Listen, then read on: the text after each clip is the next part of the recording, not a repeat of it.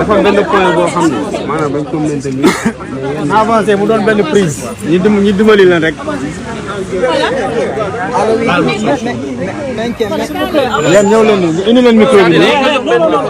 indi leen micro bi nii moom naka la ñu rek pour ñu jege ko rek ko taxaw.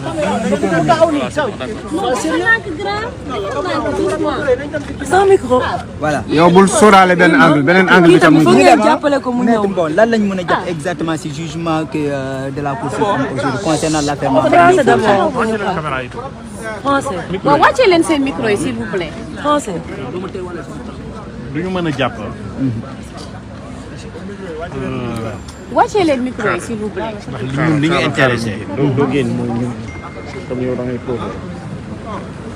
mooy que c'est bon placé ngeen si champ bi ok. procès bii affaire Ousmane Sonko Mame Mbaye Niang bi ñu indi pour atte ko tey ñun dañ koy jàppee ni genre balle de match la woon li ñuy wax balle de match ci football wala dernière chance baax na pour mën éliminer Ousmane Sonko du jeu politique notamment présidentiel bii di ñëw li ñu mën jàpp xam ngeen match football bu jeexee léegi c'est pas indiqué yow mi tàggat joueur wala entraîneur wala président fédération ku mënti doon ngay analyser mënoo analyser à chaud li ñu jàpp mooy suñu pourvoi bi ñu def boo jëloon ay jinne sax dajale leen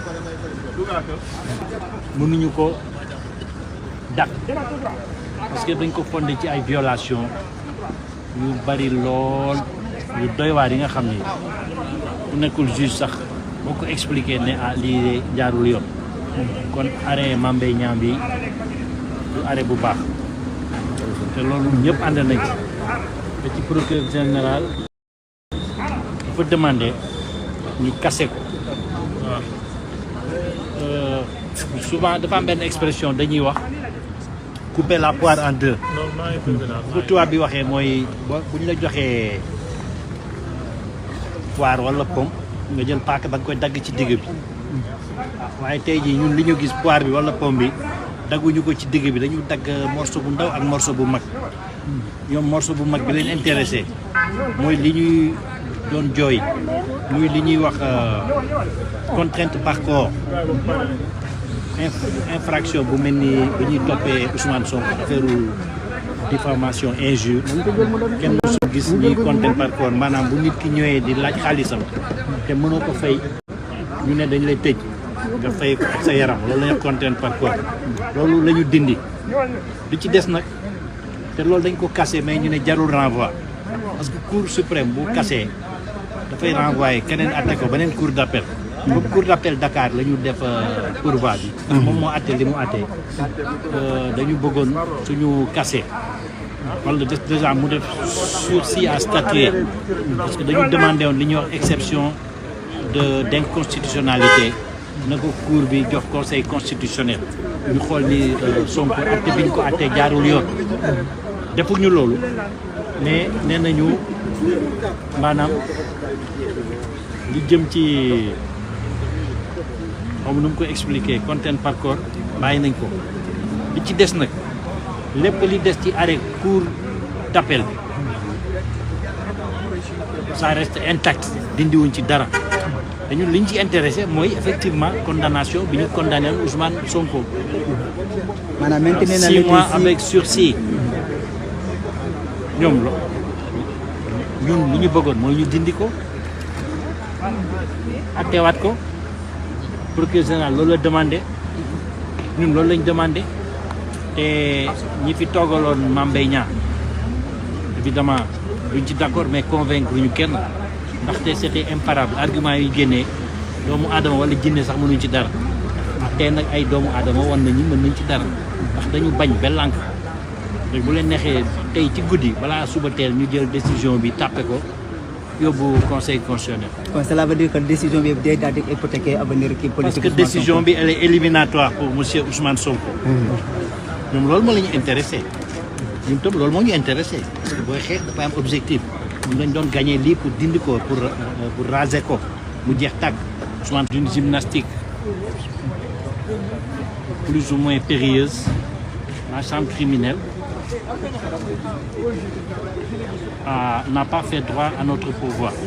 Il n'a pas voulu non plus écouter l'excellent réquisitoire de monsieur le procureur général, commissaire du droit, qui a sollicité avec force argument la cassation de l'arrêt de la cour d'appel de Dakar contre laquelle nous nous sommes trouvés.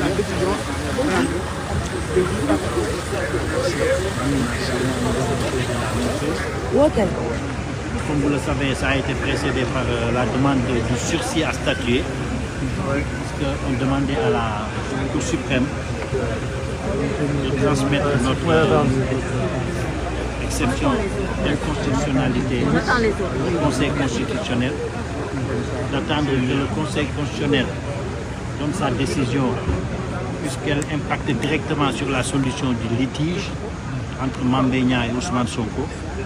Mais ils nous ont dit qu'ils rejetaient cette exception d'inconstitutionnalité parce qu'elle serait présentée hors délai, ce qui n'est pas vrai. Et ils ont accueilli le seul moyen de la défense tenant à la contrainte par corps en disant effectivement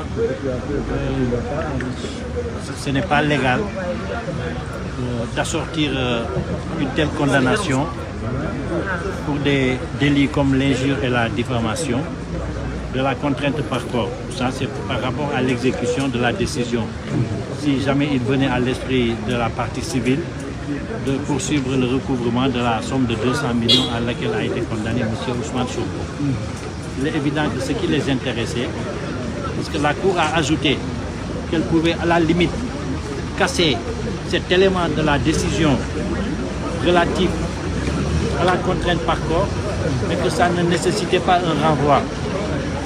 Par contre, tous les autres points de la condamnation de la Cour d'appel étaient maintenus, notamment l'aspect relatif à la condamnation de M. Ousmane Sonko, encore une fois pour injure et pour diffamation.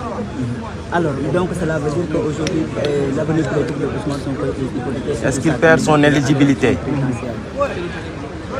Ça veut dire tout simplement que dans leur esprit, les adversaires de Ousmane Sonko ont peut-être gagné la première manche ou ont gagné la guerre. Parce que de toute façon, ce procès se définissait pour eux comme le procès de la toute dernière chance. En football, on aurait dit qu'on était dans les toutes dernières secondes d'un match de football et qu'il fallait à tout prix obtenir la victoire. Je dois, devant l'évidence, ça n'engage que moi, me rendre à l'évidence donc et me tirer la conclusion. Effectivement, les adversaires de M. Sonko ont réussi l'objectif de l'éliminer de la présidentielle ou des présidentielles qui viennent. La présidentielle, c'est quand c'est un tour, les présidentielles, c'est quand c'est 2 tours. Il y a une compétition présidentielle qui s'annonce le 24 février. Apparemment, avec la décision qui vient d'être rendue, le Conseil constitutionnel, s'il dispose de la décision dès demain, a la possibilité d'apprécier par rapport à cela. Merci. Merci.